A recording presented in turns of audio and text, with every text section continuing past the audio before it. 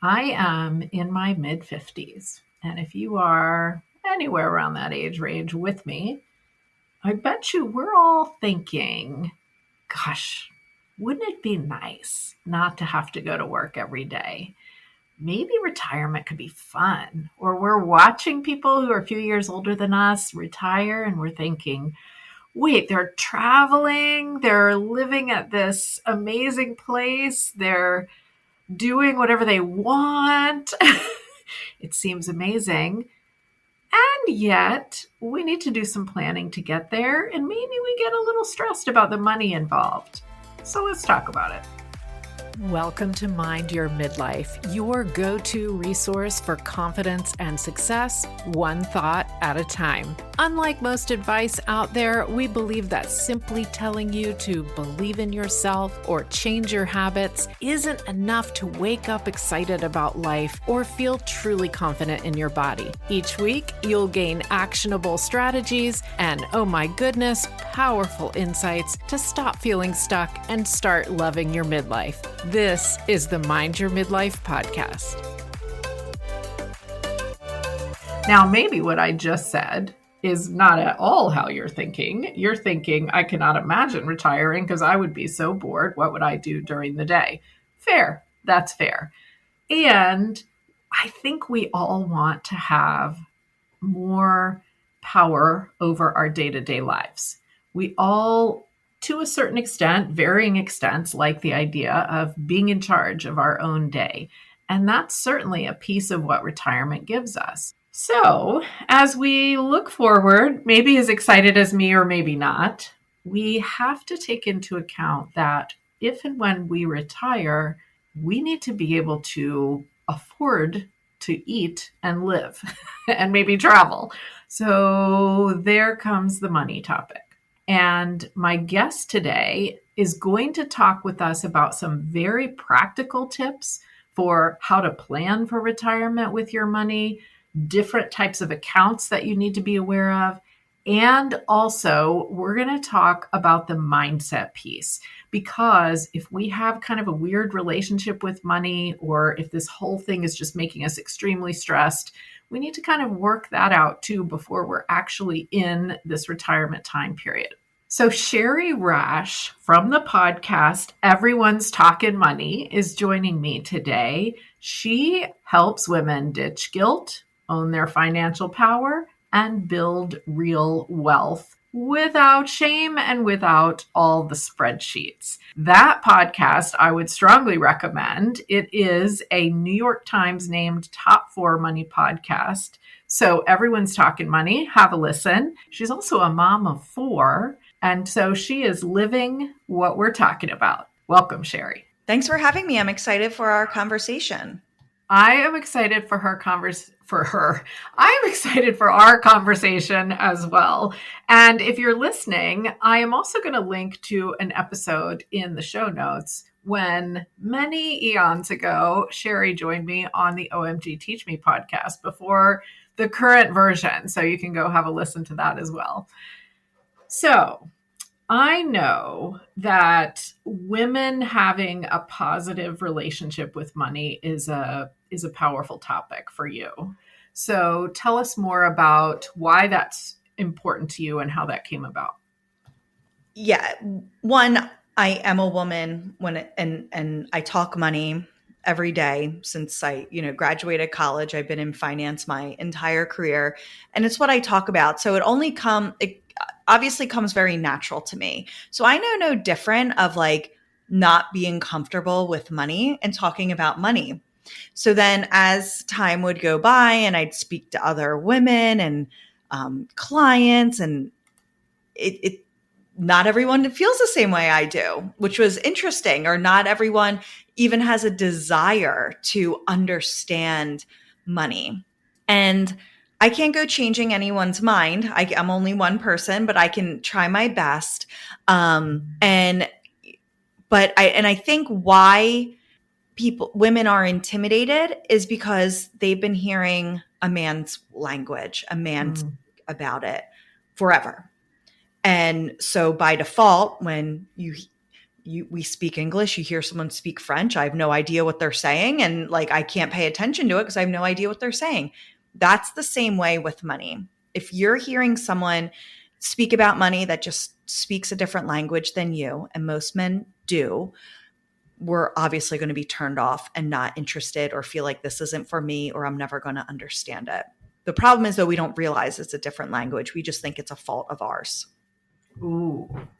Ooh, can we just pause on that for just a second? Because that is such a good point. We blame ourselves and we think, oh, I just don't get it. I don't get it. I'm never going to get it. It comes easily to other people. It comes easier to my spouse or partner, my brother, my father, my uncle. It comes easier to all of them.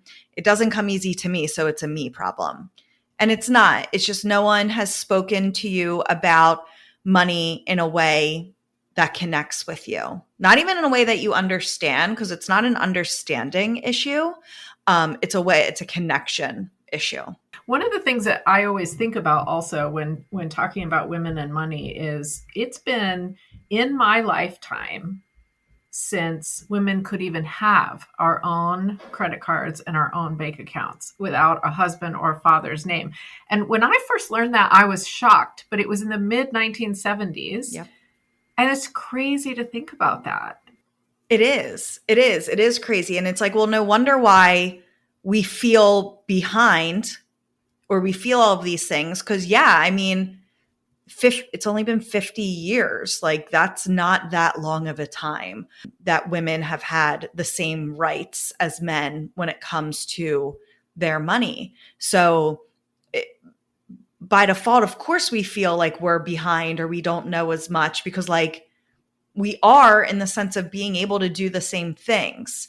And then when it's men talking at you about money and they're talking a different language, then that just it's like adds insult to injury, if you will. Yeah, so true. I want to segue us into talking about retirement, but I'm so glad we've just had this discussion because I just want to say again, if you're listening, you've always thought of yourself as, I don't get it. I'm not going to understand. I don't get the stock market. What are they talking about? Maybe it's because you just haven't heard it explained to you in a way that makes sense. I love that angle. Yeah, I love that angle. Okay, so let's say that I'm listening to this and I'm in my 40s, which I'm not, but let's imagine. And we're going to start talking about things to think about when we're looking at or towards retirement. But if I'm in my mid 40s, I'm not going to retire for another 15 to 20 years. So is that too early to start planning for retirement, or when is kind of the right time if there is one? It's like that saying, and I hate it, but it makes complete sense. When's the best time to plant a tree? 10 years ago, 20 years ago? When's the second best time today? Yeah.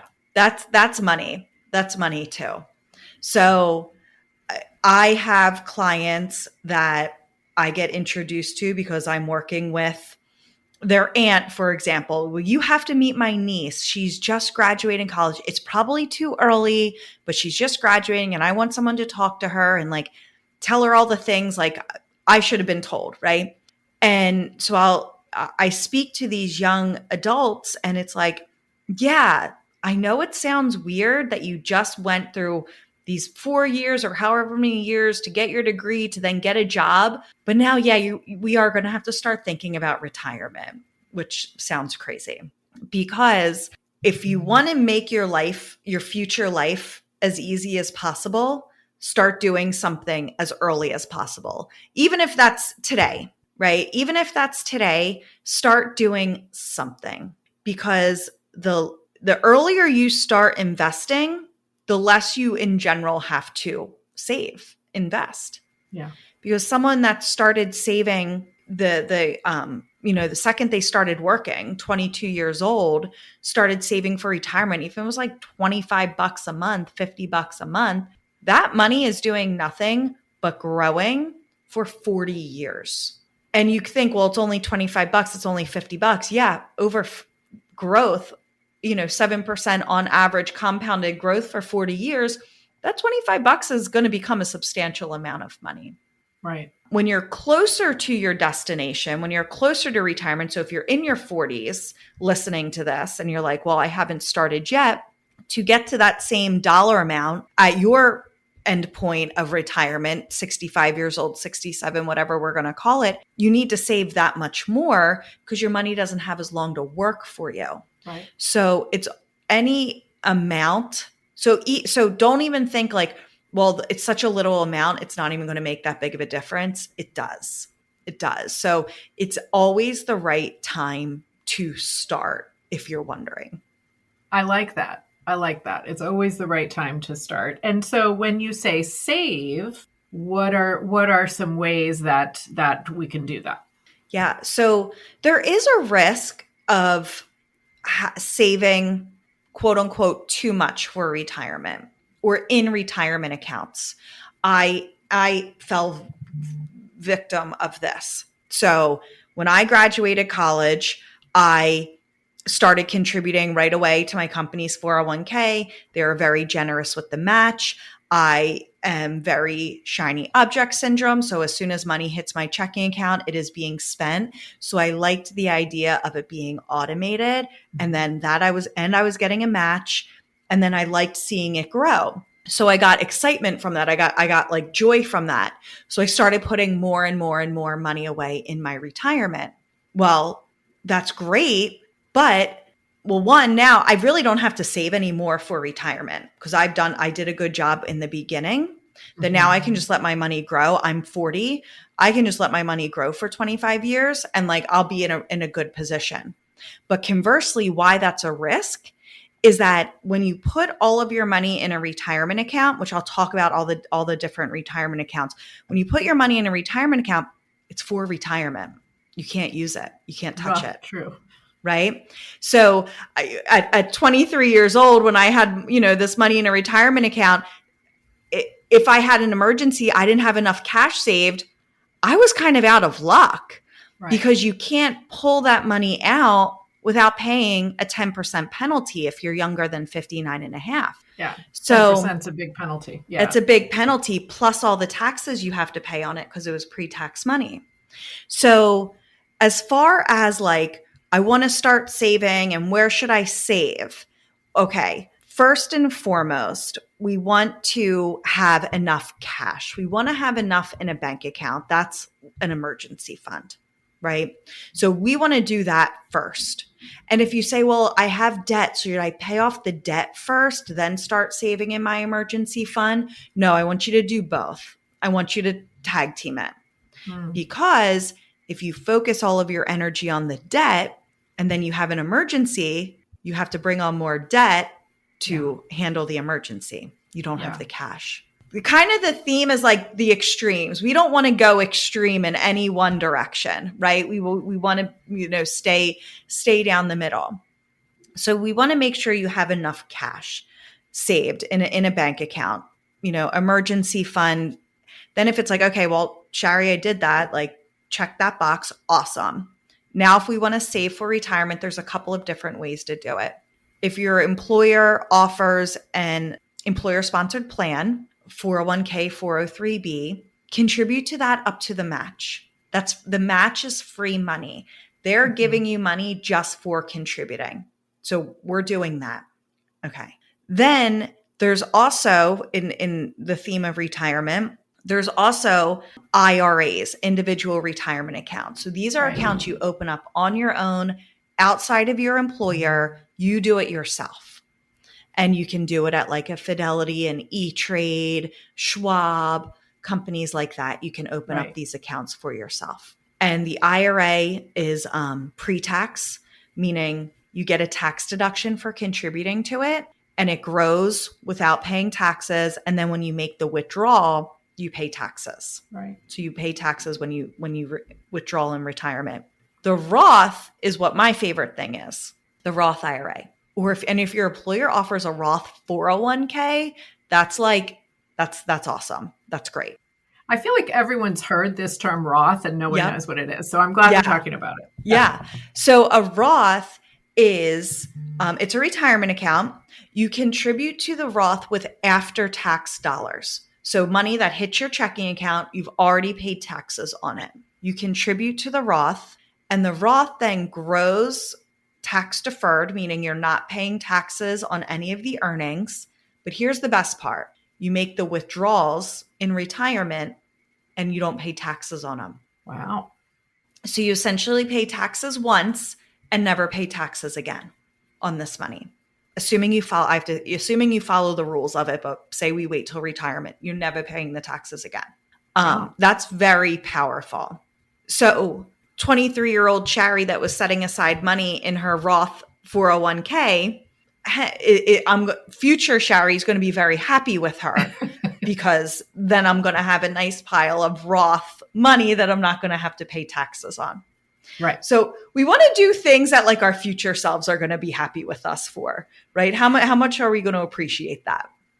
And also, to your point, hopefully not causing 23-year-old Shari to have to go into credit card debt because you didn't have enough money to live on because it was all going in the Roth IRA. That's right. Yeah. Yes. Okay. Exactly.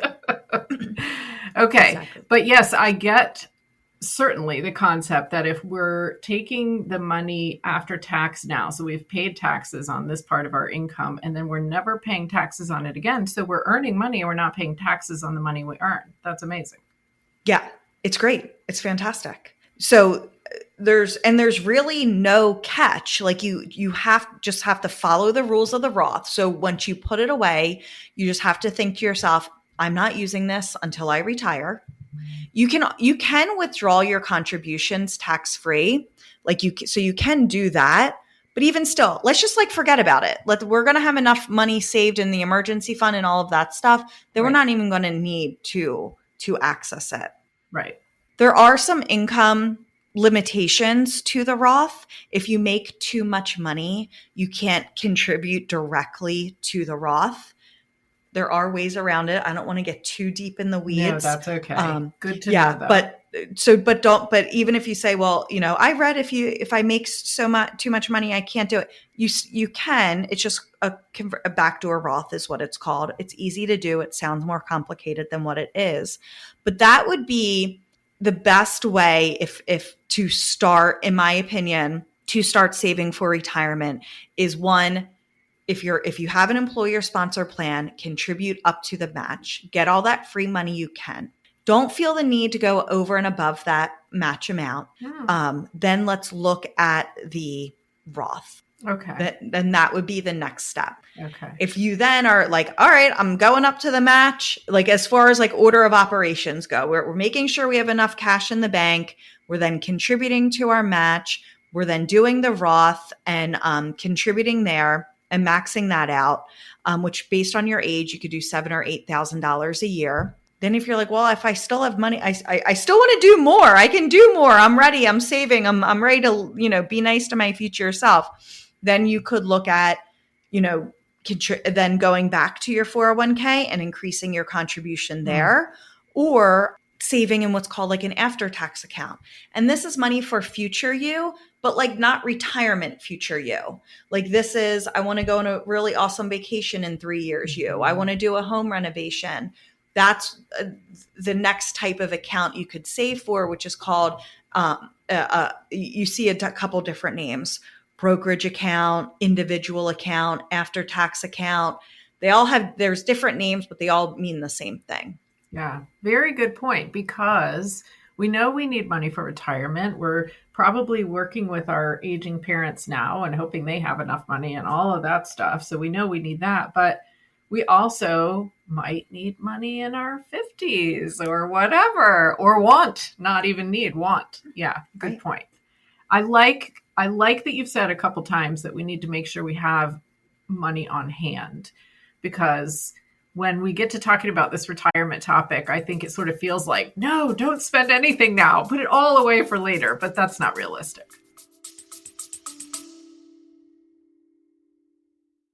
Have you ever paid attention to how unkind we are to ourselves about our bodies?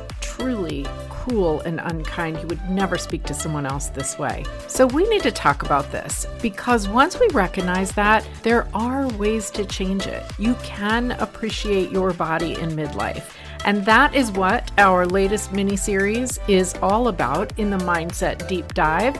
So go and find Mind Your Midlife on Apple. You can subscribe there, or go to CherylPFisher.com/bonus episodes. See you there. It's not realistic. And also, we want to we need rewards, right? We need to feel like we're doing something. We need to feel like we're achieving something. So to put everything away into retirement, you're not doing anything to help yourself today, right? So after a while, that's going to get exhausting, and then you're going to start resenting your savings. Right. And yeah, life is for living. I say that with all of my clients. Like you work hard, you need to enjoy yourself. There's the extremes on either side are not good, right? The over saving is not good. But then the under saving is not good. So we need to not fall into the extremes, and you need, but planning for different times of your life. Retirement is only one part of your life. Your midlife is another part, and you need to plan for that financially as well. Yeah, I like that a lot. Okay, so I'm going to ask you the question that personally weighs on my mind a lot, and my husband and I talk about this a lot. And so given that probably if you're listening, you're in your 40s, 50s, 60s, here's the big question. How much do we need to retire? Oh. I'm aware you can't just give us a number, but I still am asking the question. Okay. What does your husband say? I think he doesn't give really an answer, except that let's make sure we have as much as we can, like we're not sure. Yeah. So when my clients, I just had a meeting with one of my clients the other day, and she's like, I read this article that you need like $3 million to retire. She's like, what do you think about that? I said, I hate that stuff. I hate that because it's clickbait. It's just trying to get a reaction out of us, right? So the answer is there is not an answer. Like, I cannot say you need $1 million to retire, because everyone's spending is different. Everyone's income is different. Everyone's needs are different. There's so many factors to look at. So when I'm working with my clients, and we're having these retirement conversations, which I'm having at least 5 years out. So It's not as if my clients are retiring next year and we're starting planning then. No, I want 5 years. Good point. Because that's when I start to make changes to their portfolio. Because a mistake people make, and I'm going to take a detour for a second. A mistake people make is they think, well, I'm nearing retirement, or I am in retirement. I can't afford to lose any money, so I need to make my portfolio conservative. I need to be conservative, like move everything to cash. Yeah, that's a mistake, because part of the thinking is correct. Remember the extremes. Part of the thinking is correct. Yes, you don't want to have a market downturn blow up your plan, right? That is correct. But then the other side of that, so putting it all in cash makes sense to address that risk. But then you're leaving yourself wide open to another risk, inflation. Stuff just costs more. Yeah. So especially healthcare costs in retirement, right? Yeah. So if you're putting everything in cash, and we were getting decent rates for a while on our cash, but that's not happening as much anymore. So now that, coupled with inflation, you're now losing money. Your money has less purchasing power each year. So sticking it all in cash isn't the answer, but then leaving it wide open to volatility isn't the answer, right? So what is? It's a little bit of everything, because you also want your money to grow, because if we do it right, we're living 25, 30 years into retirement. Absolutely. Right? So we need this money to grow for all of these years. So just because you're in retirement does not mean your money stops growing. It has to grow, because we need it to last 30 years.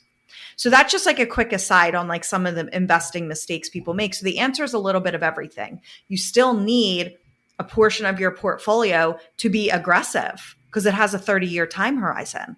You still need a portion of your portfolio to be down the middle, because to smooth out some of that volatility, then you still need a portion of your portfolio to be conservative. And so that's what I do with my clients is I start putting their money into silos because each silo has a different purpose. But how much money do you need? So when I'm working with my clients and we'll talk about this, I never talk about a lump sum. Mm-hmm. It's what do we need year by year? So the first thing is, how much do you think you're going to need in retirement? And the answer is not, well, whatever my income was. Because Uh-huh. when your income, you're likely saving a good portion of that, It's a good right? point. Yeah. So we're no longer saving when we're in retirement. We are not actively saving. We may have extra money left over that we stick away, but we're not actively saving. So right there, that changes how much we need in retirement. Good point. Is your house going to be paid off by then? Are you going to get a second home, right? So could you have more housing expenses? All of this stuff. So how much do we think we're going to need in retirement? And that's the starting off point. Because how can I tell you how much you need if I don't even know how much you need till each year? Right. It depends where you live, how you're going to live, what you're going to do. Yes, absolutely. Exactly. Yeah. Exactly. And then what you want to look at is anything guaranteed coming into you. So Social Security, for example, is is it a mess of a program? It is, but it's still here and it's still Mm-hmm. giving money, right? So how much are we going to get from Social Security? That then goes to the amount you need. So let's just say you need $100,000 a year in income. Okay. Now Social Security is giving us 60,000. That then leaves 40,000 as like the gap. Right. So that's what, assuming there's no other pensions or annuities or anything like that, now there's a gap of 40,000. And that's where your savings comes in to supplement. Right. Okay. So some people could have a gigantic gap. Some people could have a minuscule gap. It's funny, the woman that asked me about the $3 million, she has Social Security, her pension, her husband's pension, and annuity. She has so much guaranteed income that I'm like, you don't even need to come close to, having that $3 million number saved that you clicked on the article, because you have so many other guaranteed sources of income that your investments are a tiny role in it. Yeah. So that's what, so then if we really want to go and say, okay, it's 40,000 is my difference. And that's what I would need my investments. Then, 40,000 times 25 years, 7% inflation, or if we want to look at that, then we can work backwards to a number of what you need. But sometimes that number would also do more harm than good. It may be overwhelming or seem unrealistic. Mm-hmm. So I like looking at it year by year and making sure that you have enough to cover you year by year in retirement. And to your point, if we can make sure that that money is still making money, then it's not as if we decide to retire and here is the one number, the amount that we have, and we better stretch it. It could grow, and hopefully will grow. In a perfect world, when my clients are making withdrawals, their investments are earning that right back. That's perfect. Mm-hmm. If that happens, yes, that this was a great year for us because you're exactly where you started, even after taking all of these withdrawals all year. Yeah. Yeah, that's a great point. It kind of relieves some of the stress, I feel like, thinking about all I'm going to do is draw down my money now. Yeah. So another thing that I end up chatting with my friends about all the time that's sort of related to this is we see people who decide to retire early. I'm doing air quotes. This could be any range of ages, but let's say, 59, 60, 61. They're not getting their Social Security yet. And we're thinking, how in the world are they doing that? So I'm curious if you have any thoughts about that. I know you can't say, how did that person do it?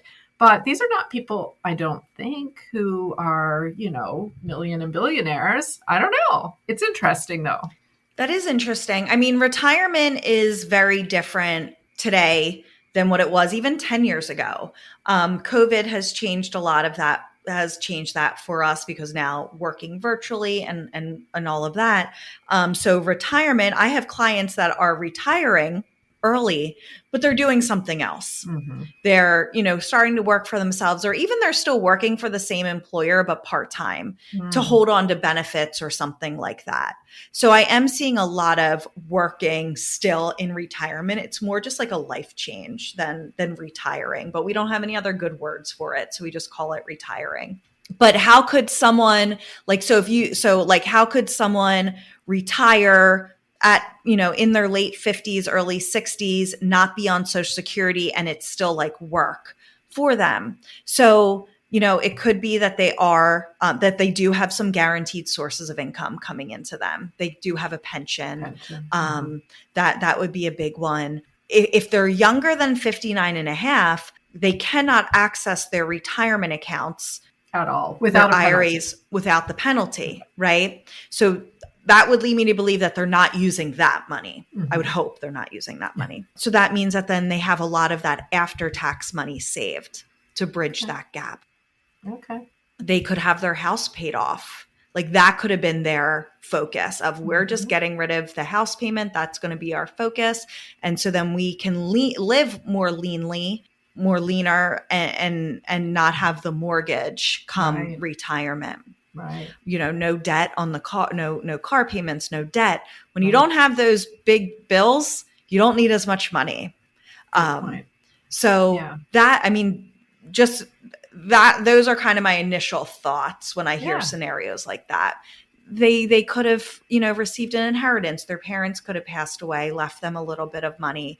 Even if you're left money, retirement money as a beneficiary, a non-spouse beneficiary, if it's retirement money, you have to liquidate it within 10 years. Oh. Yeah. So for example, if you were to receive $100,000 in your mom's retirement account and she passes away, you have to have it down to zero after 10 years. The guidelines aren't clear on, do I take 10% a year or can I take as much as that? The guidelines aren't really clear on that. But that could be another scenario. Like, well, I have to withdraw this money anyway. I have to pay the taxes. Maybe I do retire and then maybe figure it out in 10 years or in a couple of years, but this gives me the breathing room to be able to do something like that. Yeah, that's a good point. Obviously not something that's happy and good news, but certainly does happen regularly. Yeah. Yep. Interesting. Let's bring it back around to mindset for a second, because you said something to me when we were chatting before about the fact that there's also a lot of mental shifts that we have to make when we're close to retirement, when we retire.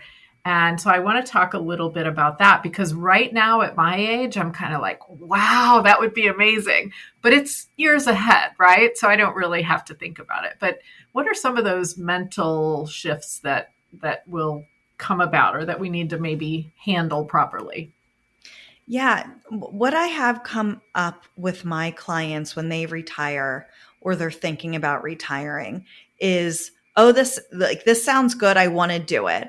But then when they really start thinking about it, that's when they start to get cold feet.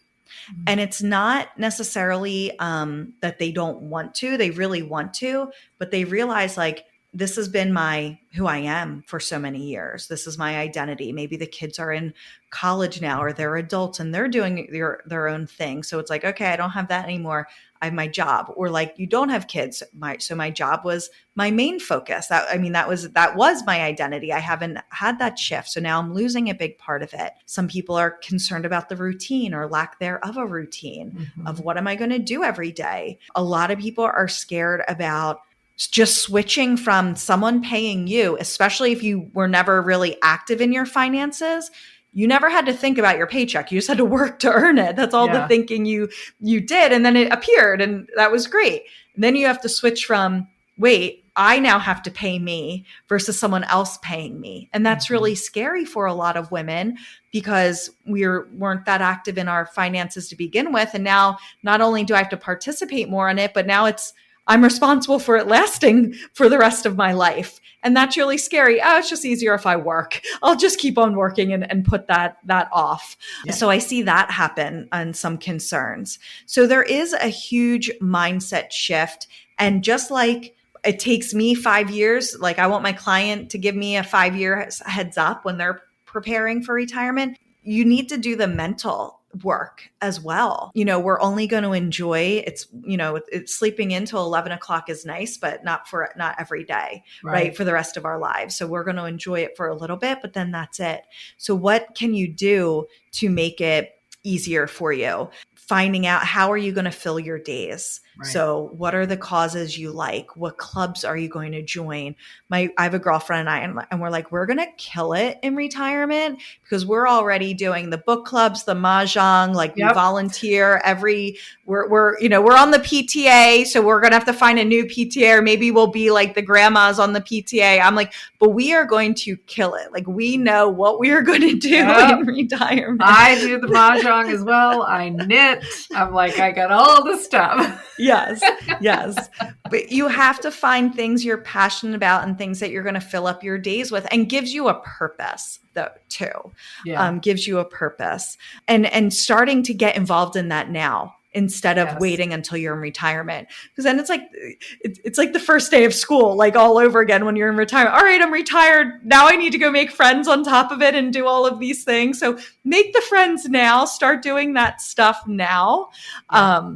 And if money is part of the concern, really trying to understand it. And that doesn't mean understanding how it's invested and all of that stuff. Like I'm not talking like stocks, bonds, all of that, but knowing where it is, what is it doing? How is it set up to achieve your goals? Mm-hmm. If you work with a financial advisor, like having those conversations with them. And if you're not getting from them that, find someone else. Like just because you meet one advisor means you only met one advisor. Like you could go to the advisor right next door and have a completely different experience. So if you're not getting what you need from, if you have a financial professional that you're working with, find someone new. And I would recommend, if you're not working with anyone, you have these questions, you're like, I don't even know where to start. Find someone you like and to start having these conversations. And like, they're not bad. They're not bad conversations. They're not bad questions. They're not silly questions. These are essential questions. So you should get those questions answered so you can move into this next phase with confidence. Yeah. And I would add to that, even this is going to seem like such a silly thing, but this is what my husband and I have been going through, is where the pension information from the job from 10 years ago is, because we qualified for a little bit. Like, how do we even log in? The log in even is a thing for Yes. sure to work Yeah. on. Because more and more companies are not sending paper. Mm-hmm. So you can't just wait for the paper statement. Oh, well, I'll find out where it is when I get the paper statement. More and more companies are not sending paper anymore. So then it's buried in an email. So definitely organizing, figuring out everything you have during that like 5-year runway is Yeah. super important. Yeah.